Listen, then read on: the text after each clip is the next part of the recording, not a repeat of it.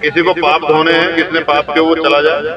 कोई बताता जो पाप करता है, आपने कोई भी पाप किया तो आप बता दो किसी को कि आपने पाप किए। महाकुंभ में वही लोग जाएंगे जिन्होंने पाप किए हैं। किसी को पाप धोने हैं, किसने पाप किया वो चला जाए। कोई बताता जो पाप करता है, आपने कोई भी पाप किया तो आप बता दो किसी को कि आपने पाप किए।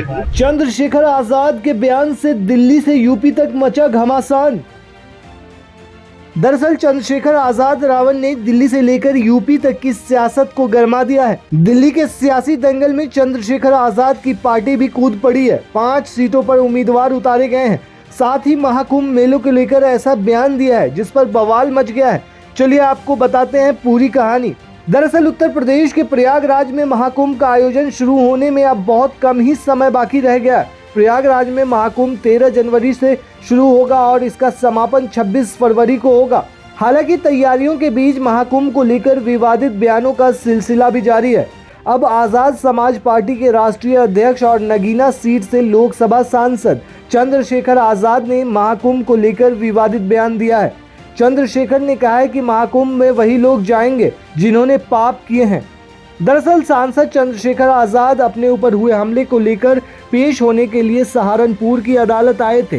चंद्रशेखर ने इस दौरान ये बात कही। उन्होंने ये भी कहा कि उनकी आजाद समाज पार्टी उन गरीबों और कमजोरों की लड़ाई लड़ रही है जिन्हें हजारों साल से धर्म और संप्रदाय के नाम पर अपमानित किया गया। इसी दौरान संवाददाताओं से बात करते हुए सांसद चंद्रशेखर आजाद ने कहा कि कुंभ मेले में वही लोग जाएंगे जिन्होंने पाप किए हैं। जिन्होंने पाप किए हैं उन्हें ही जाना चाहिए, लेकिन क्या कोई ये बताता है कि कोई पाप कब करता है? जिस काम को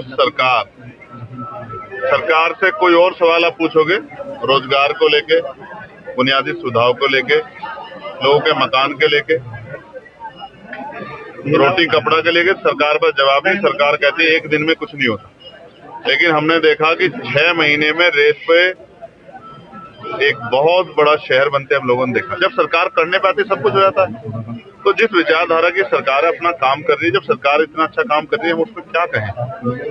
किसी को पाप धोने हैं, किसने पाप किया वो चला जाए। कोई बताता जो पाप करता है, आपने कोई भी पाप किया तो आप बता दो किसी को कि आपने पाप किए। मेरा ये कहना है हम इस देश में उन लोगों के लिए रोटी कपड़ा मकान बुनियादी सुविधा और सम्मान की लड़ाई लड़ रहे हैं जिनको हजारों साल तक जाति धर्म संप्रदाय के नाम पे अपमानित किया गया। और जहां एडमिनिस्ट्रेशन, कई बार मीडिया, पुलिस और जुडिशरी भी एक तरफा खड़ी दिखाई देती है, उन कमजोर वर्गों की लड़ाई हम लोग लड़ने का काम करें जिनको आजादी के इतने दिनों बाद भी इज्जत की जिंदगी नहीं मिली। इस दौरान चंद्रशेखर ने आगे ये भी कहा कि वर्तमान समय में जो भी मीडिया, पुलिस प्रशासन और न्यायपालिका कमजोर तबके के खिलाफ खड़ी नजर आती है। इस दौरान उन्होंने उत्तर प्रदेश की कानून व्यवस्था पर भी निशाना साधा। चंद्रशेखर ने कहा कि उत्तर प्रदेश में स्थिति बहुत खराब है। यहाँ जंगल राज है। मुख्यमंत्री तानाशाही रवैया अपना रहे हैं। वो जो चाहते हैं करते हैं। यहाँ कब किसकी जान चली जाए पता नहीं। मुझे भी जान से मारने की कोशिश की गई। वहीं दूसरी तरफ दिल्ली विधानसभा चुनाव के लिए चंद्रशेखर आजाद की आजाद समाज पार्टी यानी काशीराम ने 5 विधानसभा सीटों पर अपने उम्मीदवार का ऐलान किया है। ओखला, संगम विहार, अंबेडकर नगर, बुराड़ी और विकासपुरी विधानसभा सीटों पर पार्टी ने उम्मीदवार उतारे हैं। इनमें से ज्यादातर इलाके मुस्लिम बहुल बताए जाते हैं। ओखला में तो असदुद्दीन ओवैसी की पार्टी AIMIM भी कूद पड़ी है। यहाँ से आम आदमी पार्टी के उम्मीदवार अमानतुल्लाह खान हैं, लेकिन इस सीट से वोटों का ध्रुवीकरण होना तय माना जा रहा है। ऐसे में आम आदमी पार्टी को काफी नुकसान होता हुआ नजर आ रहा है।